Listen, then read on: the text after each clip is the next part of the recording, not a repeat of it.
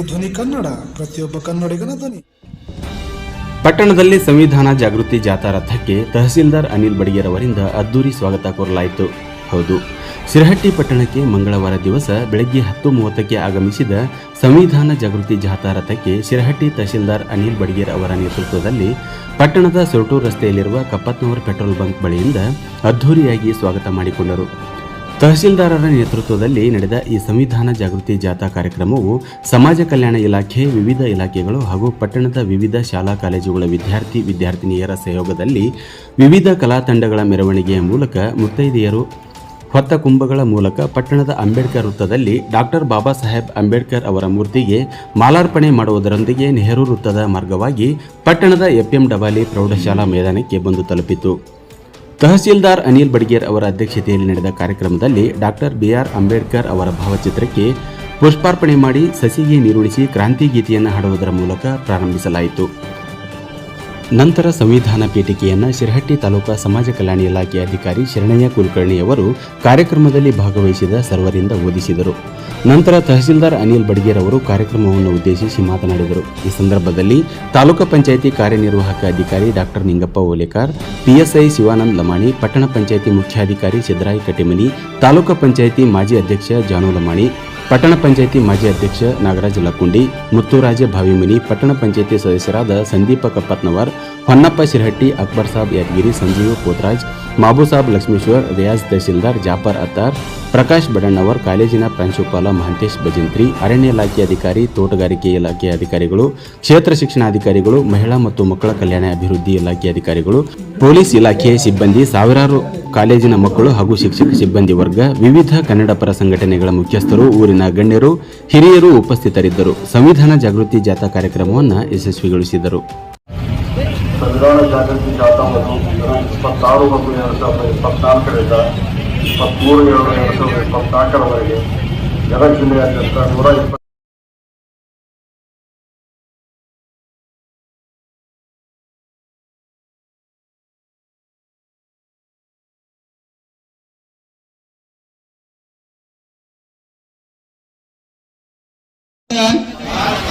ಸಂವಿಧಾನ ಭಾರತದ ಜನಗಳಾದ ನಾವು ಭಾರತವನ್ನು ಒಂದು ಸಾರ್ವಭೌಮ ಸ್ವತಂತ್ರವಾದ ನಂತರ ಅದಕ್ಕೆ ತಮ್ಮದೇ ಆದ ಒಂದು ಕಾನೂನು ಮತ್ತು ಚೌಕಟ್ಟನ್ನು ರೂಪಿಸಿಕೊಳ್ಳುವ ಅವಶ್ಯಕತೆ ಒದಗಿದಾಗ ಬಿ ಆರ್ ಅಂಬೇಡ್ಕರ್ ಅವರ ನೇತೃತ್ವದಲ್ಲಿ ಒಂದು ಸಂವಿಧಾನ ರಚನಾ ಸಭೆಯ ಕರಡು ಸಮಿತಿಯನ್ನ ರಚನೆ ಮಾಡ್ತಾರೆ.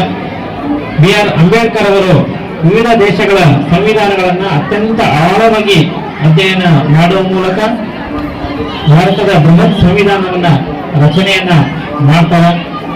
ನಾವು ಈ ಭಾರತದಲ್ಲಿ ಇರ್ತಕ್ಕಂಥ ಈ ಸಂವಿಧಾನವನ್ನ ಬಿ ಆರ್ ಅಂಬೇಡ್ಕರ್ ಅವರ ಜೀವನದ ಪ್ರತಿಫಲ ಅಂತ ಹೇಳಿ ನಾವು ಕರೆದರೂ ಅತಿಶಯೋಕ್ತಿ ಆಗಲಿಕ್ಕಿಲ್ಲ. ಯಾಕಪ್ಪ ಅಂತಂದ್ರೆ ಅವರು ಏನು ತಮ್ಮ ಜೀವನದಲ್ಲಿ ಅನುಭವಿಸ್ತಾ ಬಂದರು,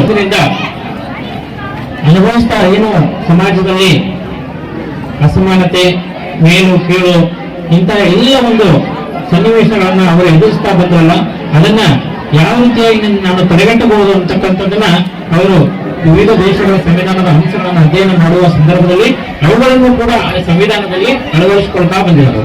ನೋಡ್ರಿ, ಸಮಾನತೆ, ಭ್ರಾತೃತ್ವ, ಆಮೇಲೆ ಉಪಾಸನಾ ಸ್ವಾತಂತ್ರ್ಯ, ಧರ್ಮಶುದ್ಧಿ, ಇವೆಲ್ಲ ಅಂಶಗಳು ಅವರ ಜೀವನದಲ್ಲಿ ಅವರು ಏನು ತೊಡಕುಗಳನ್ನ ಅನುಭವಿಸಿದ್ರು ಅವುಗಳನ್ನ ನಾನು ಕಡಿದು ಹಾಕಬೇಕು ಅಂತಕ್ಕಂಥ ಒಂದು ಉದ್ದೇಶದಿಂದ ಈ ಸಂವಿಧಾನದಲ್ಲಿ ಅವರು ಅಳವಡಿಸಿದ್ದಾರೆ. ಆ ನಿಟ್ಟಿನಲ್ಲಿಯೇ ನಾವು ಈ ಸಂವಿಧಾನ ಅಂತಂದ್ರೆ ಬೇರೆ ಅಲ್ಲ, ಡಾಕ್ಟರ್ ಬಿ ಆರ್ ಅಂಬೇಡ್ಕರ್ ಅಂತಂದ್ರೆ ಬೇರೆ ಅಲ್ಲ. ಯಾಕಂದ್ರೆ ಇವೆರಡೂ ಕೂಡ ಒಂದೇ ನಾಣ್ಯದ ಎರಡು ಮುಖಗಳಿದ್ದಂತೆ ನಾವು ಹೇಳಬಹುದಾಗಿದೆ.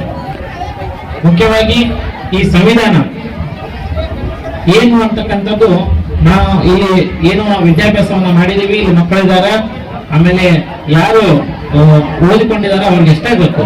ಆದ್ರೆ ಇಲ್ಲಿರ್ತಕ್ಕಂತಹ ನಮ್ಮಲ್ಲಿ ಕೂಲಿ ಕೆಲಸ ಮಾಡೋರಿಗೆ, ವ್ಯಾಪಾರಸ್ಥರಿಗೆ, ಗಾಡಿ ಕೆಲಸ ಮಾಡೋರಿಗೆ ಈ ಸಂವಿಧಾನದ ಬಗ್ಗೆ ಅರಿವೇ ಇಲ್ಲ. ಆದ್ರೂ ಕೂಡ ಅವರು ಸಂವಿಧಾನ ಅಡಿಯಲ್ಲೇ ಎಲ್ಲರೂ ಕೆಲಸ ಮಾಡ್ತಾ ಇದ್ದಾರೆ. ಮುಖ್ಯವಾಗಿ ನೋಡ್ರಿ, ನಾವೆಲ್ಲೋ ಒಂದು ಕಲ್ಪನೆ ಸಂತೆ